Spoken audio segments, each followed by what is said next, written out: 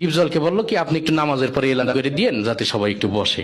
তাই ডিপজল নামাজের পরে তার মতো করে এলান করতেছে এইভাবে, ইনশাল্লাহ ভাই বাকি নামাজের পরে মসজিদি মানে কিনের কথা হইব। ও মুসল্লি তোরা গলতে ববি, নাইলে কিন্তু সান্ডে মান্ডে ক্লোজ করে দিব, কয়া দিবা লাচ্ছি। তো সবাই তো ভয়ে বসে গেছে, সর্বনাশ যেই লোক এলান করছে না বসলে তো খবরই আছে। তারপরে ওই প্রথম যে ইমানের বিষয়টা, কালেমার বিষয়টা দেওয়া হলো মিশা সওদাগরকে, যে আপনি একটু কালেমার বিষয়টা আপনার মতো একটু সাজাই গুছাই বলেন। তাই মিশা সওদাগর কালেমার বিষয়টা বলতেছে এইভাবে, আমরা দু চোখে যা কিছু দেখি আর না দেখি সব আল্লাহ সৃষ্টি মাখলুক। মাখলুক কিছু করতে পারে না আল্লাহর হুকুম ছাড়া, আর আল্লাহ সবকিছু করতে পারে মাখলুক ছাড়া।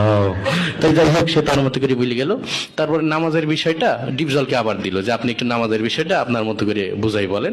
তাই ডিপজল নামাজের বয়ানটা করতে সেইভাবে, ওই আল্লাহ রসুল যেমতে যেমতে নামাজ পড়ছে আর সাহাবি গো শিখাইছে অমতেই নামাজ পড়তে হইব, বোঝো নাই মাসলাডা দুধু খা, ওই নৌসাব নামাজ শিখাই দিবি। যাই হোক সে তার মতো করে বললেও।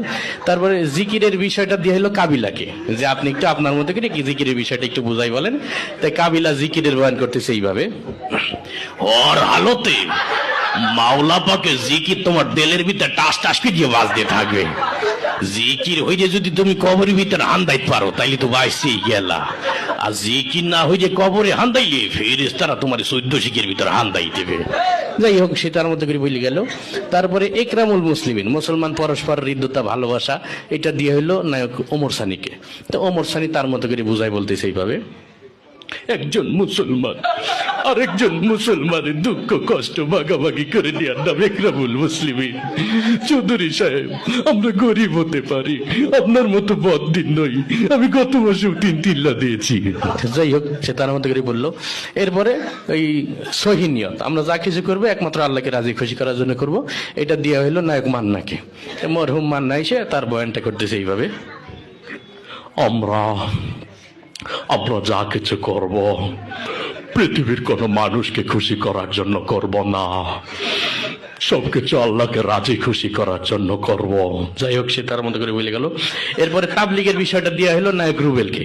তাই নায়ক রুবেল তার মতো করে বলতেছে এইভাবে, আল্লাহর দিয়া জান, আল্লাহর দিয়া মাল, আল্লাহর দিয়া সময় নিয়ে আল্লাহর রাস্তায় বের হয়ে আল্লাহর দিয়া জান মাল সময় সঠিক মূল্যায়ন করতে হবে। আর জেনে রাখি শয়তান, তুই যদি আল্লাহর দিয়া জান, আল্লাহর দিয়া মাল, আল্লাহর দিয়া সময় সঠিক মূল্যায়ন না করিস তুই বেঈমান হয়ে মারা যাবি, বেঈমান হয়ে মারা যাবি। এই ছিল আর কি বিষয়টা। এর মধ্যে কি সমালোচনার কিছু আছে?